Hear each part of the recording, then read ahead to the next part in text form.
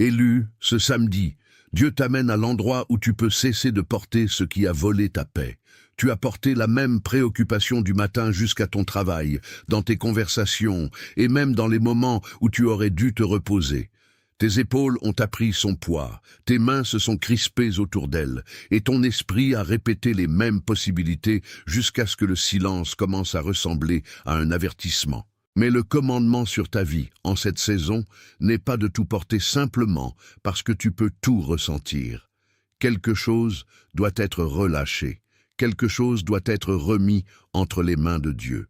Et la question n'est pas de savoir si tu as été assez fort pour l'endurer, mais si tu es prêt à reconnaître ce qui ne t'a jamais été confié. Lorsqu'une saison se répète et que tu sens que quelque chose compte sans savoir comment le nommer, le calendrier secret des élus peut t'aider à comprendre la saison que tu vis, à reconnaître ce que l'attente peut former et à distinguer la peur de la direction. Pour accéder à l'e-book, va maintenant tout en haut des commentaires et clique sur le lien dans le commentaire épinglé. Tu n'as pas besoin d'utiliser l'urgence d'une autre personne pour interpréter ta propre vie, et tu n'as pas besoin de confondre l'épuisement avec l'obéissance.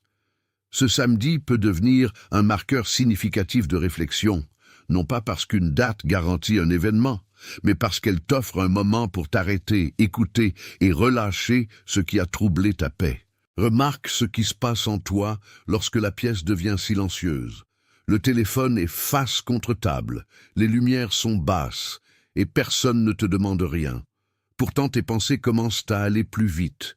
Tu te souviens de la conversation inachevée, de la facture que tu ne sais pas comment gérer, de la décision que tu as repoussée, de la personne dont le silence t'a fait questionner ta valeur et de la responsabilité que tu as acceptée parce que personne d'autre n'a avancé. Ta respiration devient superficielle sans ta permission. Tu t'agites sous la couverture, vérifies l'heure et te dis que demain sera différent. Puis le matin arrive et tu portes le même fardeau dans la première heure de la journée. Tu peux sourire aux gens tandis que ta vie intérieure reste tendue, prête à recevoir de mauvaises nouvelles. Tu peux répondre à des messages tandis que ton cœur négocie encore avec un résultat que tu ne peux pas contrôler. Le fardeau ne s'annonce pas toujours comme une peur.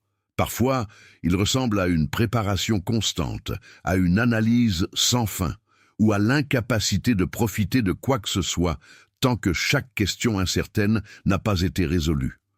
Pourtant, la paix ne peut pas grandir là où chaque inconnu est traité comme ton assignement personnel. Dieu te montre peut-être que la chose que tu continues de porter n'est pas une preuve de ton amour, de ta responsabilité ou de ta fidélité. Cela peut simplement être l'endroit où le contrôle s'est déguisé en soin. C'est pourquoi le message concernant ce samedi doit être tenu avec foi et discernement. Ce n'est pas une promesse que chaque problème disparaîtra un jour particulier. Et ce n'est pas une permission de prendre une décision irréfléchie parce qu'un calendrier semble significatif. C'est une invitation à examiner ce qui a occupé trop d'espace en toi. Tu peux reconnaître qu'une certaine attente a été une préparation plutôt qu'une punition. Tu peux voir qu'une conversation fermée n'était pas une instruction pour continuer à frapper éternellement. Tu peux comprendre qu'un retard a révélé des motifs, des habitudes ou des attachements qui devaient être amenés à la lumière. Et tu peux découvrir que la paix n'est pas toujours le résultat de recevoir la réponse que tu voulais. Parfois, la paix arrive lorsque tu cesses d'exiger qu'une réponse vienne par la porte que tu as choisie. La promesse n'est pas que tu contrôleras chaque résultat. La promesse est que tu peux apprendre à répondre sans livrer toute ta vie intérieure à l'incertitude. Tu peux prier avec honnêteté, agir avec sagesse, établir une limite sans haine et laisser de la place à Dieu pour agir sans te forcer à interpréter chaque silence. Ce samedi peut marquer une obéissance renouvelée à la paix, commençant par la simple question « Qu'est-ce que je porte ?» qu'on ne m'a jamais demandé de porter. Imagine la scène ordinaire qui révèle ce fardeau le plus clairement. Tu es debout dans la cuisine avec une tasse de café qui refroidit à côté de toi.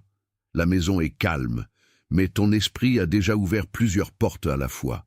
Tu penses à ce qui doit être fait, à ce qui pourrait arriver, à ce que quelqu'un a peut-être voulu dire et à ce que tu aurais dû dire différemment.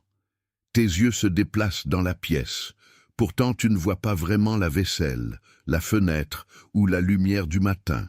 Tu vis à l'intérieur d'une conversation qui n'a pas encore eu lieu et tu te prépares pour une crise qui n'arrivera peut-être jamais. C'est ainsi que fonctionne souvent la paix volée. Elle n'a pas besoin de détruire toute la journée. Elle a seulement besoin d'occuper les premières minutes de calme, puis de te suivre dans chaque tâche. Au travail, tu relis un message simple parce que tu crains un sens caché. Dans une relation, tu deviens prudent parce que tu attends la déception. Lorsqu'un bon moment apparaît, tu ne le reçois pas pleinement parce qu'une partie de toi attend qu'on te l'enlève. Le poids devient familier, et une douleur familière peut sembler plus sûre qu'une liberté inconnue. Mais Dieu ne te demande pas d'honorer un fardeau simplement parce que tu l'as porté longtemps. Un fardeau porté longtemps reste un fardeau. Il y a une raison pour laquelle tu as été attiré par la pensée de ce samedi, et elle est peut-être moins dramatique et plus personnelle que tu ne l'attendais. Peut-être que ton âme a atteint le point où elle ne peut plus faire semblant que la tension constante est normale. Peut-être que tu as demandé à Dieu un changement extérieur alors que le premier changement fidèle est intérieur. Relâcher la responsabilité de gérer la réponse d'une autre personne, le timing d'une autre personne ou la compréhension d'une autre personne. Tu as peut-être remarqué que le même genre de situation revient sans cesse avec des noms différents. Les détails changent, mais le sentiment reste. Tu te surengages, attends une reconnaissance, deviens déçu, te retires, puis questionnes pourquoi la paix ne reste jamais. Le schéma ne signifie peut-être pas que tu es maudit, rejeté ou oublié. Il peut signifier que tu as essayé d'acheter la sécurité avec l'effort. Tu as donné plus d'explications, plus de patience, plus de chance et plus d'énergie mentale, espérant que suffisamment d'efforts finiraient par faire obéir l'incertitude. Mais la paix ne s'achète pas par la surfonction. Elle se reçoit par la vérité, les limites et la confiance. Beaucoup de gens attendent un signe tout en ignorant l'instruction claire déjà présente dans leur propre conscience. Lorsque la reconnaissance arrive, l'application doit suivre, sinon le fardeau change simplement de vêtements. Lorsque tu attends sans comprendre, chaque jour calme peut sembler une preuve que rien ne se passe. Tu peux regarder les progrès d'une autre personne et supposer que ton propre retard signifie que tu as été négligé. Tu peux interpréter un message sans réponse comme un rejet, une opportunité fermée comme un échec ou une saison fatiguée comme une faiblesse spirituelle. Pourtant, chaque pause n'a pas le même sens. Certaines pauses créent de l'espace pour la préparation. Certaines révèlent qu'un chemin se termine. Certaines redirigent ton attention vers une responsabilité que tu as évitée. Certaines sont simplement des pauses, exigeant de la patience sans une explication dramatique. Le discernement commence lorsque tu cesses d'exiger que chaque moment utilise le même langage. La pression de savoir immédiatement peut devenir une autre forme d'asservissement. Elle te fait te précipiter dans des accords, réagir à des informations partielles et appeler la panique un avertissement prophétique.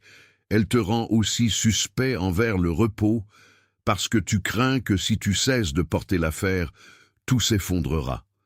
Mais ce qui est maintenu ensemble, seulement par ton anxiété, n'est pas vraiment sécurisé.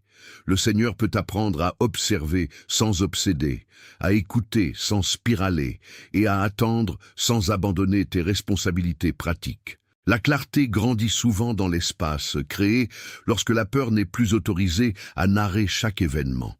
De nombreux lecteurs qui sont arrivés confus ou fatigués d'attendre ont dit que le matériel les a aidés à comprendre leur saison plus clairement, à organiser leurs prières ou à cesser d'interpréter chaque silence comme un abandon.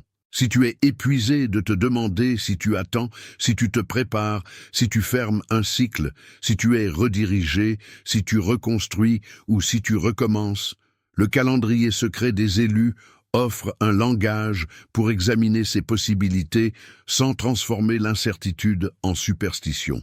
Il peut t'aider à remarquer ce que ta saison actuelle te demande et ce qu'elle ne te demande pas.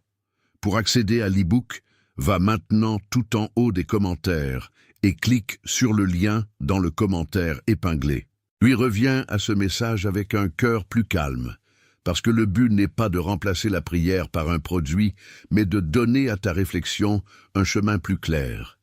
Tu peux découvrir que l'attente t'a appris à séparer la patience fidèle de la peur passive et que cette distinction peut changer la façon dont tu portes demain. La pièce autour de toi peut sembler la même après cette reconnaissance, mais la pression en toi peut commencer à se relâcher. La première opposition n'est souvent pas un ennemi visible, c'est la distraction. Ton attention est tirée vers chaque message urgent, chaque comparaison, chaque opinion et chaque possibilité qui offre un soulagement immédiat à la question plus profonde. Lorsque la paix est en train d'être restaurée, le bruit devient étrangement attirant. Tu peux faire défiler les annonces des autres et te sentir en retard. Tu peux chercher des conseils auprès de voix qui ne connaissent pas ton histoire. Tu peux poser la même question à plusieurs personnes jusqu'à trouver la réponse qui te permet d'éviter l'obéissance. La fausse urgence te dit que si tu ne décides pas maintenant, tu perdras tout.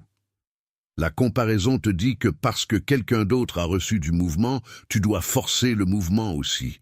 La peur te dit que relâcher le fardeau signifie devenir négligent. Mais il y a une différence entre responsabilité et contrôle auto-attribué. La responsabilité fait ce qui t'appartient de faire. Le contrôle tente de gouverner ce qui appartient aux autres personnes, aux circonstances futures et aux résultats que tu ne peux pas voir. L'ennemi de la paix n'est pas toujours une crise.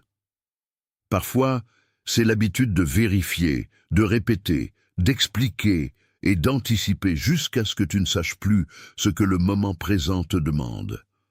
Ce samedi, tu peux avoir besoin de moins d'informations et de plus d'honnêteté sur ce que ton attention a servi. Pense à Élie, qui a su ce que c'était de vivre sous la pression, l'épuisement et l'incertitude après un courage public. Sa vie te rappelle que l'intensité spirituelle n'élimine pas la faiblesse humaine. Après avoir affronté un grand défi, il avait encore besoin de repos, de nourriture et d'une rencontre tranquille avec Dieu. Le Seigneur ne l'a pas humilié pour être fatigué, et il n'a pas exigé qu'Élie crée un autre moment dramatique pour prouver sa foi. Dans le soin ordinaire qui a suivi, Élie a été ramené à lui-même. Tu peux aussi avoir besoin de comprendre que la paix est restaurée par une obéissance simple dans des lieux ordinaires. Cela peut ressembler à poser le téléphone avant de dormir, à répondre seulement à ce qui exige une réponse, à manger un vrai repas au lieu de survivre sur l'urgence, ou à refuser de rouvrir une conversation qui a blessé à plusieurs reprises ta clarté. Cela peut ressembler à prier honnêtement au lieu d'utiliser des mots polis pour cacher le ressentiment. Élie n'avait pas besoin de porter tout l'avenir en une nuit, et toi non plus. Ta cuisine, ta chambre, ton lieu de travail et tes messages sans réponse peuvent devenir des lieux de discernement. La question n'est pas de savoir si tu te sens assez fort. La question est de savoir si tu permettras à Dieu de te rencontrer à l'endroit où ta force a atteint sa limite. Ignorer le signal a un coût, même lorsqu'aucun désastre immédiat ne suit. Chaque fois que tu ignores ta conscience, tu t'apprends que la paix intérieure est moins importante que l'approbation extérieure. Chaque fois que tu dis oui alors que tout ton corps dit non, tu rends les décisions futures plus difficiles. Chaque fois que tu appelles l'épuisement générosité, tu deviens moins disponible pour les responsabilités qui t'appartiennent vraiment. Le cycle commence doucement.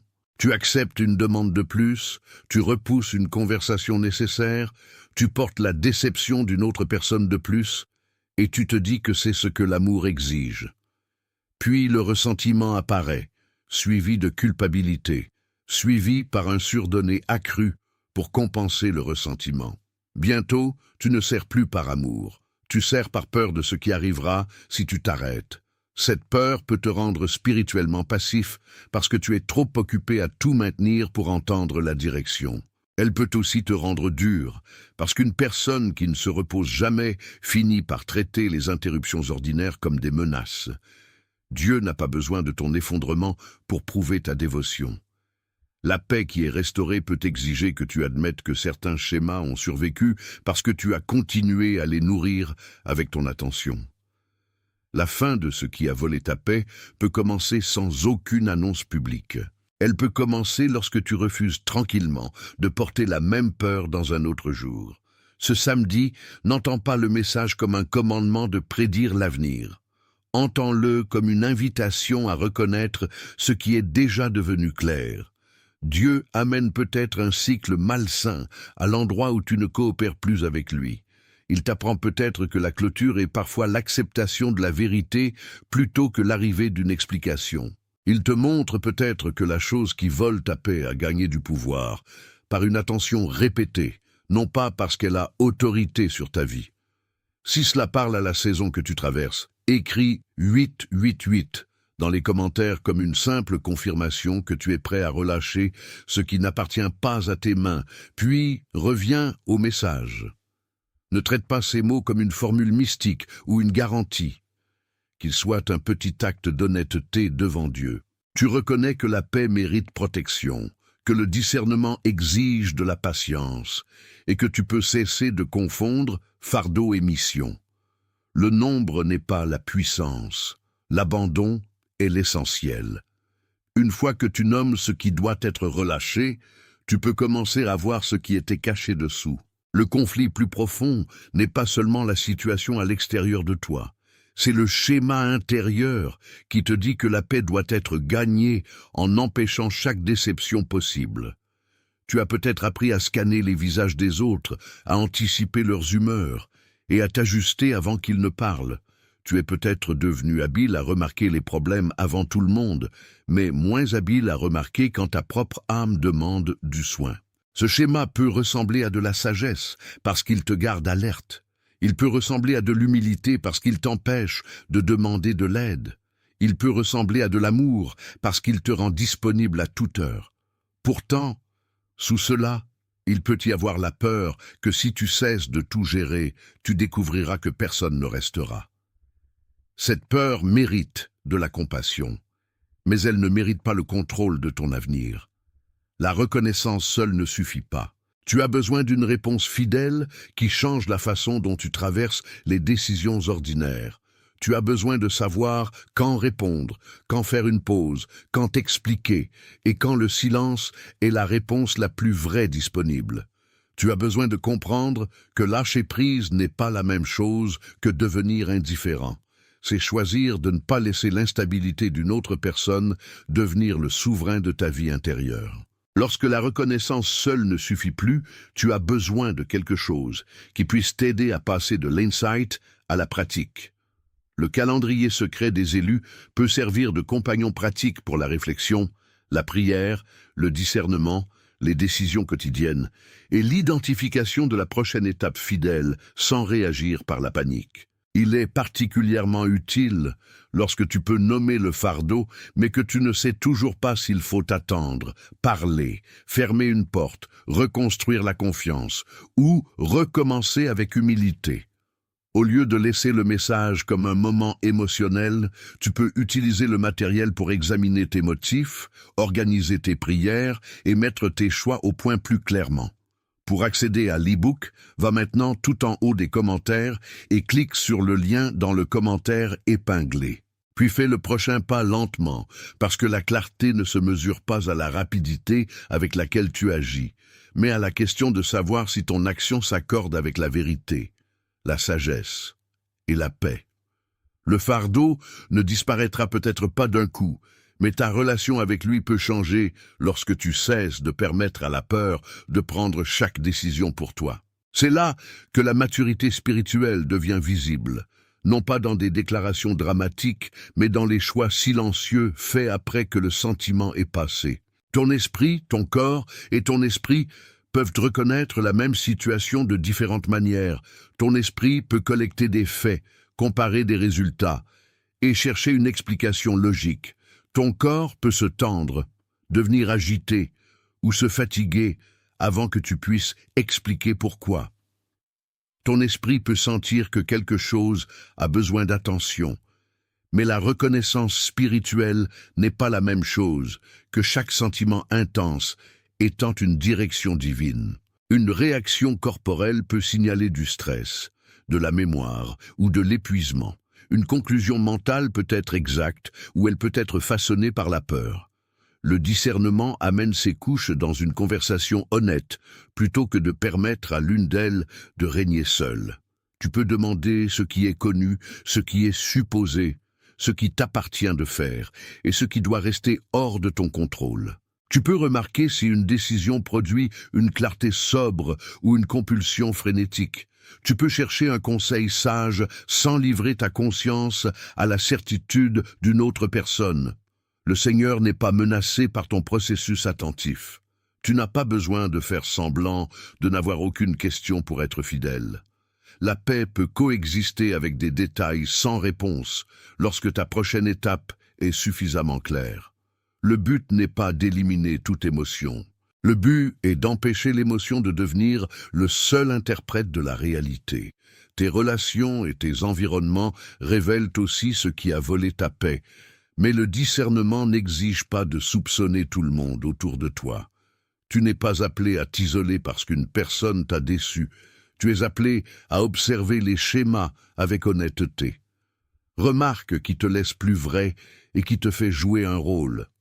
Remarque où tu peux te reposer et où tu dois constamment défendre ton droit d'avoir une limite. Remarque si une conversation avance vers la responsabilité ou ne fait que renouveler la confusion. Certains environnements ne sont pas mauvais, mais ils peuvent être mal alignés avec la personne que tu deviens.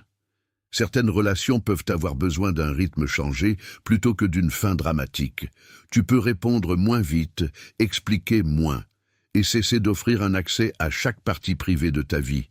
Ce n'est pas une punition, c'est de l'intendance. En même temps, évite de prendre des décisions permanentes à partir d'un seul soir douloureux.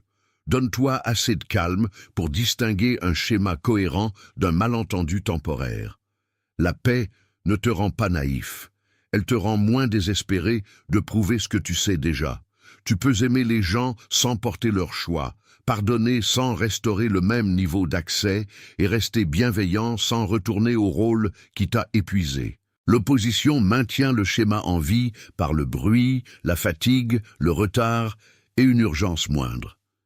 Elle n'a pas toujours besoin de te convaincre d'un mensonge direct. Elle a seulement besoin de te garder trop occupé pour poser une question significative. Une journée remplie de petites interruptions peut t'empêcher de prendre une décision nécessaire. Une semaine de mauvais sommeil peut faire paraître chaque limite cruelle. Un flot constant d'urgence des autres peut faire paraître ta propre conscience égoïste. Alors la chose qui vole ta paix devient protégée par l'épuisement. Tu dis que tu t'en occuperas plus tard, mais plus tard arrive avec une autre demande. L'esprit préfère une tension familière à un changement inconnu, même lorsque la tension est douloureuse. C'est pourquoi le relâchement semble souvent inconfortable au début. Tu ne poses pas seulement un fardeau, tu apprends qui tu es sans lui. Tu peux te demander si quelqu'un aura besoin de toi si tu cesses de secourir. Tu peux te sentir coupable lorsque tu choisis le repos. Tu peux t'appeler égoïste lorsque tu déclines ce que tu ne peux pas porter. Mais une limite peut être un acte de vérité, et la vérité n'est pas de la cruauté. Le travail de cette saison peut être moins d'ajouter une activité spirituelle et plus de retirer les habitudes qui empêchent la paix de trouver de la place en toi. Le point de bascule arrive lorsque tu cesses de négocier avec ce que tu sais déjà. Tu n'as pas besoin d'une autre semaine de preuves que le même schéma t'épuise. Tu n'as pas besoin que chaque personne impliquée soit d'accord avec ta limite avant de l'établir. Tu n'as pas besoin d'un état émotionnel parfait avant de relâcher une responsabilité devenue malsaine. Cela ne signifie pas agir impulsivement ou couper les gens dans la colère. Cela signifie reconnaître la vérité sans ajouter un autre argument contre elle. Peut-être sais-tu que tu ne peux pas continuer à répondre à chaque demande tardive. Peut-être sais-tu que tu dois cesser d'essayer de convaincre quelqu'un de valoriser ce qu'il néglige à plusieurs reprises. Peut-être sais-tu qu'une vieille peur a pris des décisions dans une nouvelle saison. La vérité peut être douloureuse, mais la confusion a été douloureuse aussi.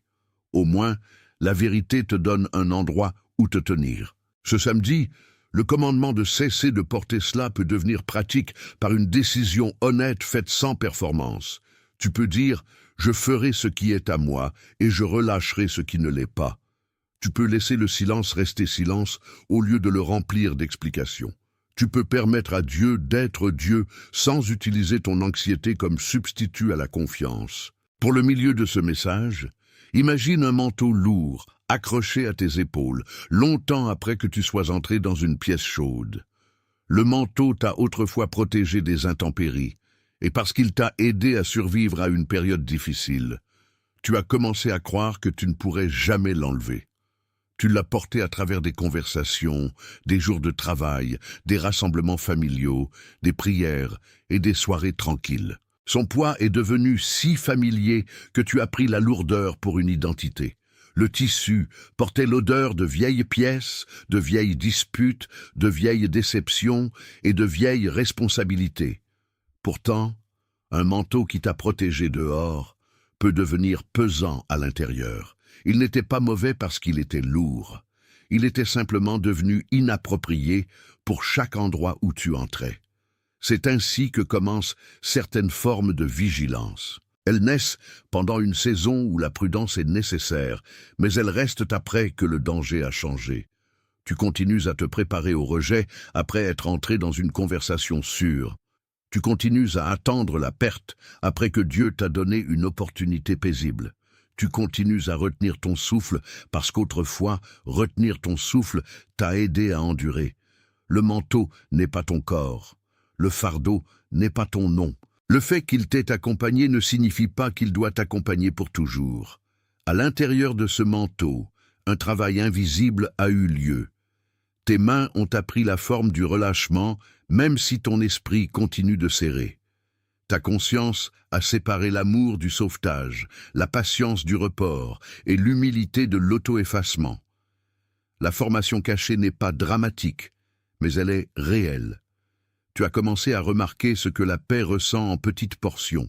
Tu reconnais la différence entre un esprit fatigué et un esprit troublé.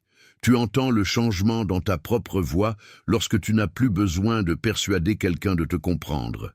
Tu remarques qu'un matin calme peut exister sans être rempli par l'urgence. Le manteau reste encore proche parce que la protection familière ne disparaît pas simplement parce que tu l'as nommé. Mais la doublure se dessert. Les coutures qui tenaient la vieille peur contre ta peau sont examinées. Tu découvres que Dieu n'était pas absent pendant les années où tu te sentais couvert par la lourdeur. Il préservait quelque chose en toi qui ne pouvait pas être vu pendant que tu étais concentré uniquement sur la survie. Ta compassion n'a pas été gaspillée, mais elle doit être guidée.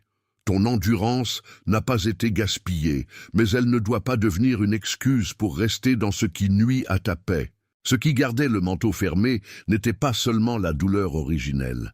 C'était la croyance que l'enlever t'exposerait à nouveau aux mêmes intempéries. Tu craignais que si tu te détendais, quelqu'un profiterait de toi. Si tu cessais de vérifier, quelque chose irait mal. Si tu cessais d'expliquer, les gens te comprendraient mal de façon permanente. Si tu cessais de porter la relation, elle s'effondrerait et prouverait que tu n'avais pas de valeur. Ces peurs ont maintenu l'attache serrée. Elles ont transformé chaque moment calme en un test et chaque limite en une menace.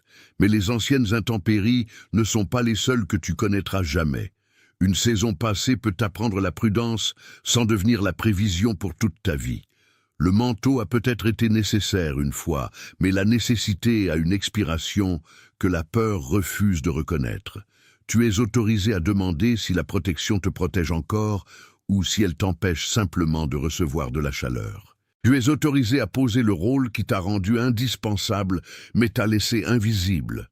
Le relâchement n'arrivera pas parce que tu te forces à te sentir sans peur.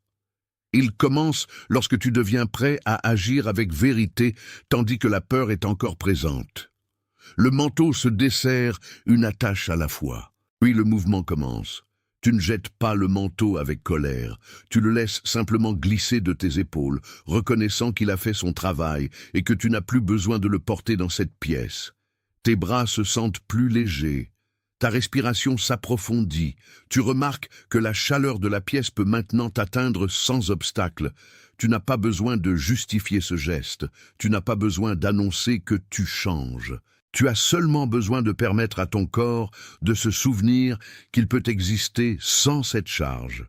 Le manteau restera peut-être dans un coin pendant un temps, mais il ne dicte plus comment tu te tiens. Tu peux marcher plus librement. Tu peux écouter plus clairement. Tu peux choisir ce que tu portes maintenant, non pas par habitude, mais par discernement. Ce samedi peut être le jour où tu commences à laisser le manteau là où il appartient, et à entrer dans la pièce avec les mains ouvertes, prêt à recevoir ce qui est vraiment pour toi.